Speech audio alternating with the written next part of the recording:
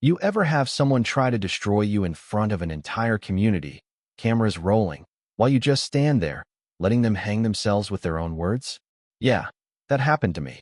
Except my accuser was knee-deep in Springwater, suit ruined, screaming about how I was a parasite and a killer, all while a half-dozen news cameras caught every second. Vivian Blackstone. Now there's a name that'll make your skin crawl if you ever find yourself at the wrong end of her finger. She had the kind of rage that wasn't just about me, but about something rotten in her soul, and as she hurled accusation after accusation, saying I'd killed my partner, saying I was stealing water from the community, saying people like me were the real problem with America, the crowd started pulling back, like her words were actual weapons. I pulled out my phone, dialed a number I hadn't called in months, and said loud enough for everyone to hear, "Uncle Roderick, it's Griffin. Remember that environmental fraud case you've been working on for 2 years? Well, your target just confessed to everything on live TV." The silence that fell. You could hear the spring bubbling 30 feet away. Even the news guy shut up. Vivian's face drained from crimson to paper white as the words "Uncle Rodri" finally landed, and suddenly everyone's attention was locked on me. Now, let me back up a sec, because before I became public enemy number 1 in Silverbrook Estates, I was just another broken-down environmental scientist, hiding out in the woods, trying to make sense of a life that got ripped apart in a single explosion. 18 months earlier, I'd lost everything in a lab accident. My research partner, Sarah, gone in an instant. I lived. She didn't. The guilt chewed me up every day.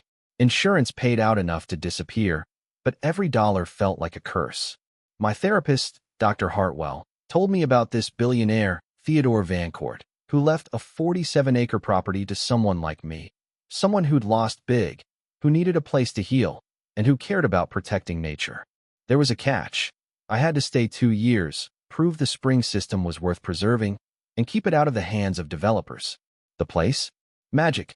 A cabin overlooking a spring so clear it looked fake, solar panels humming on the roof, water bubbling from limestone that had been there 1,000 years. It should have been paradise, and for a while it was. My skin healed, the nightmares faded a little, and I thought maybe I could start over. But peace is never permanent, is it? Enter Vivian Blackstone. She wasn't just an HOA president. She was a master of greenwashing, turning corporate polluters into supposed eco-heroes for a fat paycheck. She came into Silverbrook Estates, the luxury development downhill from my land, ready to make a name for herself. Her plan? Declare my spring a community environmental asset, apply for a $500,000 federal grant, and then, under the guise of conservation, get legal control over water worth $200 million. Yeah, you heard that right. She started small, phony fines in my mailbox for unauthorized water retention, complete with official-looking letterhead and legalese. Next came fake inspectors snooping around, poking and prodding at the spring, taking pictures, measuring things, never able to answer the simplest regulatory questions. When I called the county office to check, they'd never send anyone. Then came the social media campaign, me painted as the selfish hoarder, flooding the neighborhood, controlling water that should belong to everyone. Hundreds of angry comments from folks who'd never even set foot near my property. Week after week, it escalated. Health department officials showed up trying to shut down the spring. But I'd already had the water tested, cleaner than anything in town. When I handed over the results, the so-called inspector cracked and admitted she was just a contractor hired by the HOA. Cameras I set up caught strangers doing late-night measurements, planting sensors, even collecting soil samples, all prepping data for that grant application. The whole thing was coordinated. Vivian wanted control, and she was going to get it, by any means. Digging through public records, I started to see the pattern. Vivian's consulting company, EcoVision Solutions, had scored over $2.3 million in federal environmental grants.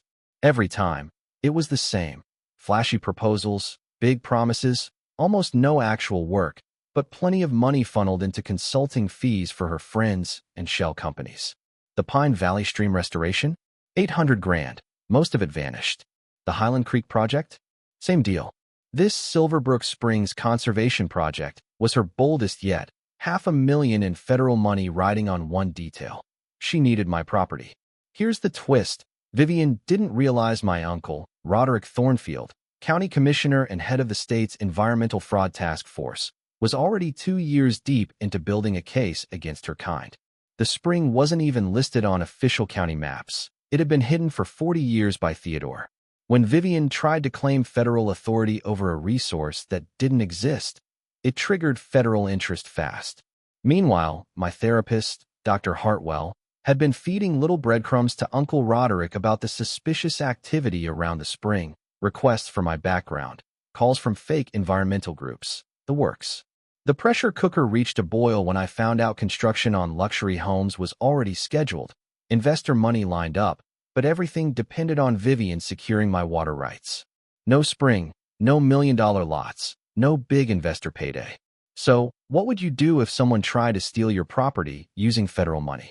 I started gathering evidence. Every measurement, every letter, every phony inspection, documented and time-stamped. We needed Vivian to go big, cross a line that'd make the feds jump. That came when she called a public meeting with news crews, local officials, and every HOA member in tow. She was about to show off her conservation project and publicly shame the so-called water hoarder. Unbeknownst to her, the feds were there, Agent Blackwell and her team, blending in as ordinary citizens, recording everything. The meeting was a circus, hundreds crammed into the community center, reporters everywhere. Vivian's presentation was slick: maps, charts, photos stolen from my own property, claims of federal support, legal authority, and community endorsement.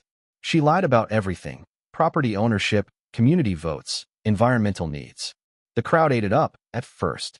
Then the questions started. An engineer poked holes in her data. A lawyer raised property rights issues. Vivian danced around every challenge, throwing out legal jargon she didn't even understand. And just when she thought she'd won the room, I stood up and asked the question that made everything unravel. Shouldn't we address the fact that your grant application contains multiple false statements about property ownership and water rights? The silence was deafening. Vivian's mask slipped. She attacked me, accused me of selfishness, tried to pivot. But then an older gentleman in the back stood up, my uncle. He's my godson, Miss Blackstone. I'm County Commissioner Roderick Thornfield. You just gave us all the evidence we need to prosecute for environmental grant fraud, conspiracy, and theft of federal funds. Every camera in the room swung his way. Suddenly, federal agents flashed their badges, surrounded Vivian, and Agent Blackwell calmly read her rights while snapping on handcuffs. You want to talk about justice? The woman who spent months trying to ruin my life, who called me a parasite and a murderer, was led away in front of the very community she pretended to serve. The aftermath was wild. Vivian charged with over a dozen felonies, EcoVision Solutions dismantled, millions in fraud exposed across 6 states, and a community finally freed from a grip they never saw tightening around their own homes. Silverbrook's HOA was reborn, run by people who actually cared. And me? 3 weeks after Vivian's arrest, Theodore's attorney showed up with news. By protecting the spring, I'd unlocked a $50 million endowment. The fake conservation project became real. Observation decks, educational signs, real science programs for kids and families, all paid for by the legacy Vivian tried to steal. Sarah's name lives on in a research fellowship, future scientists studying that spring she loved. Uncle Roderick now serves on the foundation board, teaching others how to spot and stop environmental fraud before it ever gets this far. Sometimes, when I sit on the porch, drinking coffee as the sun hits the water, I think about how close this whole thing came to being lost forever, all because one person put greed before community. Funny thing, though, last week I got a letter from Vivian in prison. She included a newspaper clipping about the foundation's national award, with a note that read, "I could have done this legitimately." She finally saw what she could have built if she'd chosen honesty over theft. So what do you think? Was I right to let her destroy herself on live TV? What would you have done in my place? Fight, run, or find another way? Drop your thoughts below, because every community has its own story about power, justice, and who really gets to protect what matters most. If you've ever tangled with someone trying to take what's yours, share it. Let's see how you'd handle the fight for what's right.